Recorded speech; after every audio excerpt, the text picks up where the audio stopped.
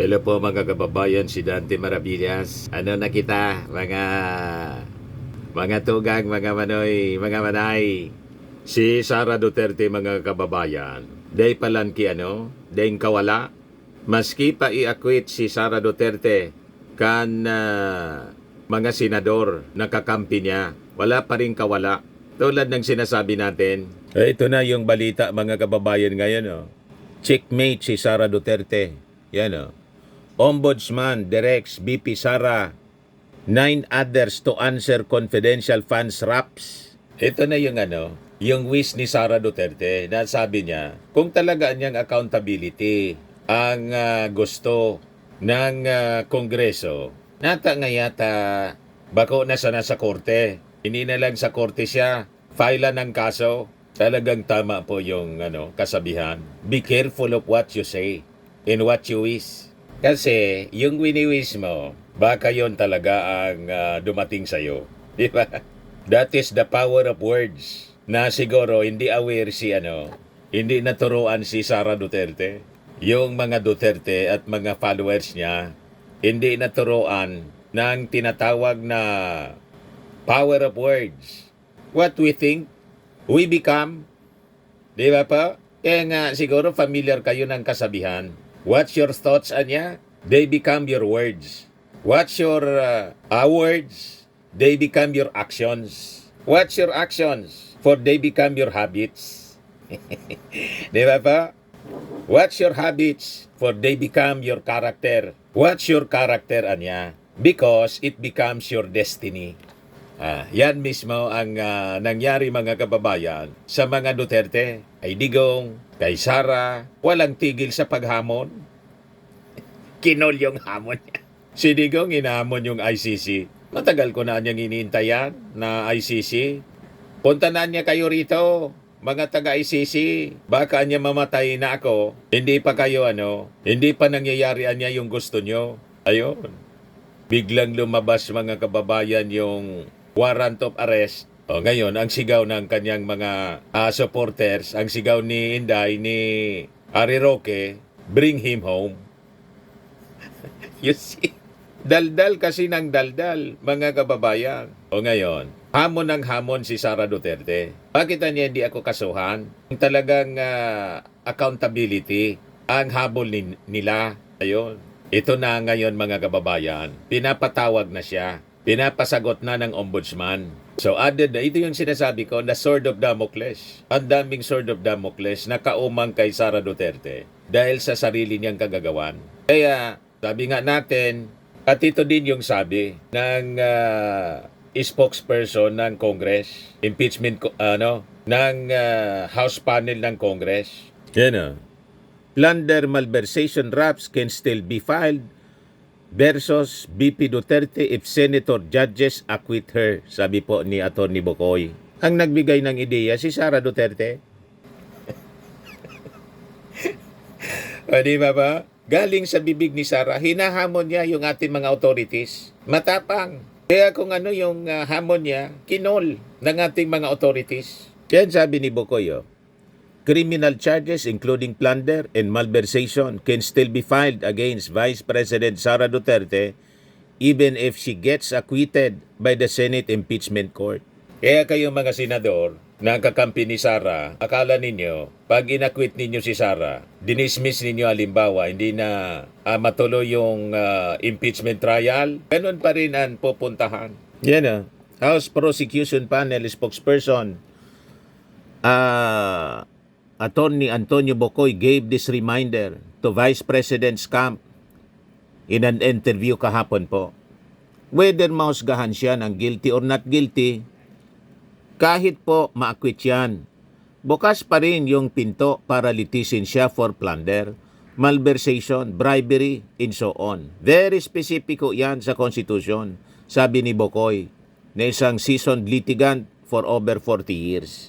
Paliwanag niya, a judgment niya of not guilty will not bar the government from suing or charging the impeached official for liabilities for plunder, violation of Republic Act number 3019 as amended by amended for malversation under the revised penal code and so on. Referring to the Anti-Graft and Corrupt Practices Act.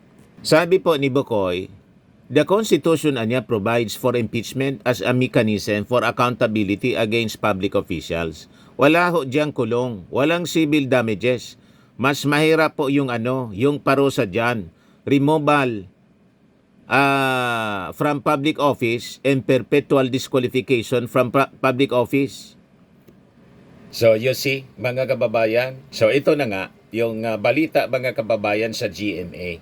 Kasabay ng statement ni Atty. Bukoy kahapon sa interview, yun pala, yung ombudsman nagpalabas na ng direktiba para sa Vice Presidente na sagutin ang kaso, mga kababayan. May relasyon sa confidential funds na final, mga kababayan, by the House of Representatives in connection with the alleged misuse of confidential funds na mula sa Department of Education at saka sa Office of the Vice President.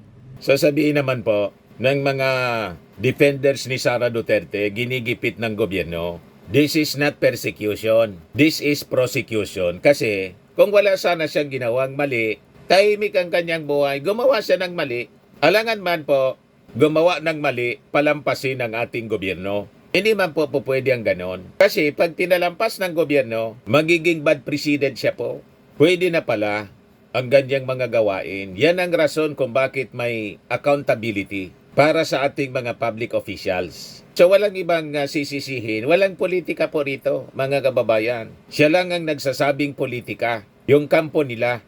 So sabi dito sa balita ng GMA, in an order issued on Thursday, kahapon lang po, in furnished the media, the Ombudsman gave Duterte and other respondents 10 days from receipt of the order to file their counter affidavits together with the affidavit of their witnesses or witness and other supporting documents. So sabi dito, failure to file counter affidavit within the aforesaid period shall be deemed as a waiver of respondents' rights to submit controverting evidence, and the preliminary investigation shall proceed accordingly. Sabi po sa order. So inuulan na po ng asunto si Sara Duterte. So sabi po ng Ombudsman, it would not entertain any motion to dismiss or motion for bill of particulars. So yung order came after the House filed a complaint against Duterte and several others noong Monday for plunder, technical malversation, falsification, use of falsified documents, perjury, bribery, matindi po, ang dami, corruption of public officers, betrayal of public trust, and culpable violation of the Constitution. Yung laman mismo ng articles of impeachment. Kaya kung makaiwas siya kasi marami siyang kakampi sa Senado, hindi siya makonvict, wala pa rin siyang lusot, mga kababayan. Kasi ito na po, tinala na siya ng kasong plunder, etc., etc. Yung hindi lang kasama dito sa articles of impeachment, siyempre, iba naman yon yung pagbabanta, yung Article 1. Yung Article 1, yung kaso niya, nasa DOJ po. Yung final, mga kababayan ng NBI, iba naman yon.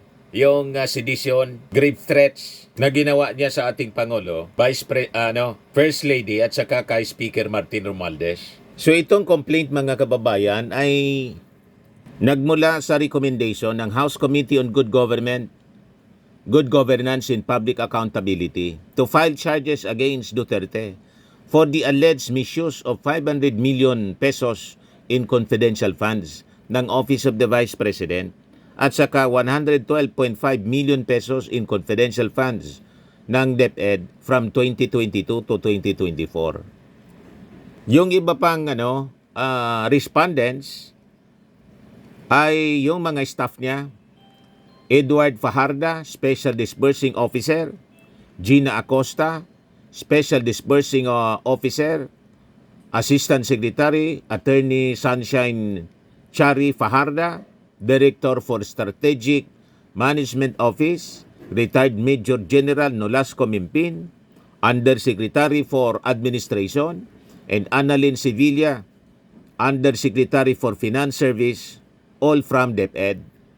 Yung galing naman po sa Office of the OBP na kasama sa kinasuhan si Attorney Zulaika Lopez, Undersecretary and Chief of Staff Lemuel Ortonio, Assistant Secretary and Assistant Chief of Staff Lieutenant Colonel Dennis Nolasco, Vice Presidential Security and Protection Group and Colonel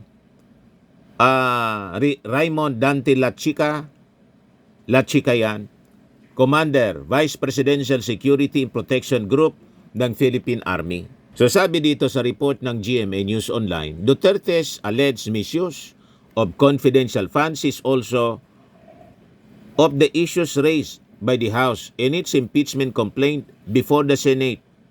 She denied the allegations. So yan mga kababayan, ang latest development sa mga kinakaharap na kaso ni Sara Duterte. Ngayon ito, idagdag ko na rin itong balita kasi sabi yung ating Pangulong Bongbong Marcos bukas para sa pagbabalik ng ating bansa sa ICC. Ayan po, report ng TV Patrol, Marcos bukas sa pagbabalik ng Pilipinas sa ICC. Ito, pakinggan natin mga kababayan. Bukas umano si Pangulong Ferdinand Marcos Jr. na talakayin ang posibleng pagbabalik ng Pilipinas sa International Criminal Court. Ito ay kasunod ng panawagan ni United Nations Special Rapporteur Irene Khan na muling ratipikahan ng bansa ang Rome Statute at iba pang human rights treaties. Lalo na dahil sa kasaysayan ng extrajudicial killings at kawalan ng pananagutan sa Pilipinas.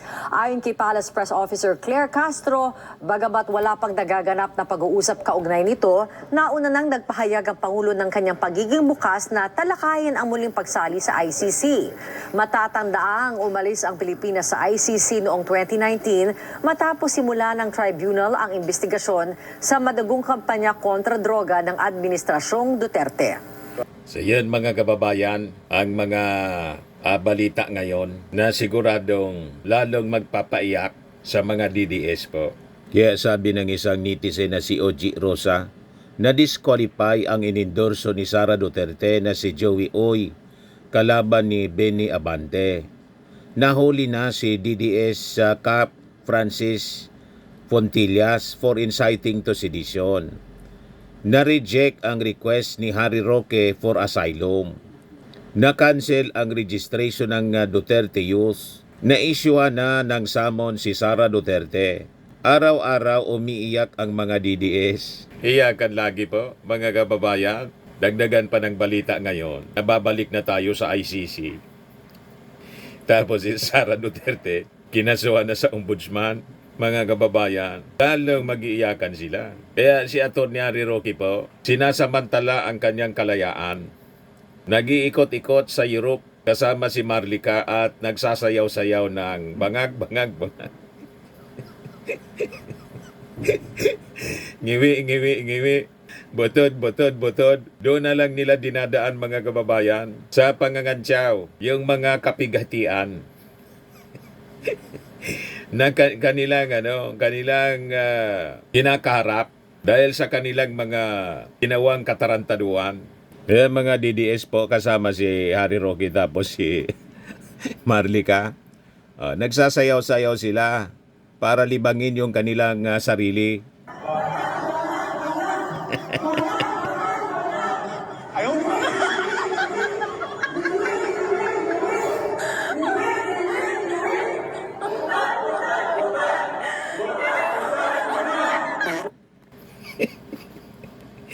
Dinadaan na lang nila mga kababayan sa pangangantyaw. Kasi hindi na magtatagal. Denied na yung asylum application ni Harry Roque. Ngayon, sabi ni Atty. Harry Roque, marites man lang niya. Ang sinasabi ni Rimulya, sabi ni Yosek Claire Castro. Asylum rejection, fake news.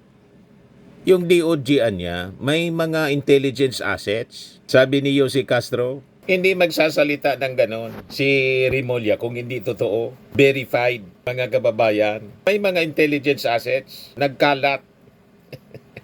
Pati sa ibang bansa.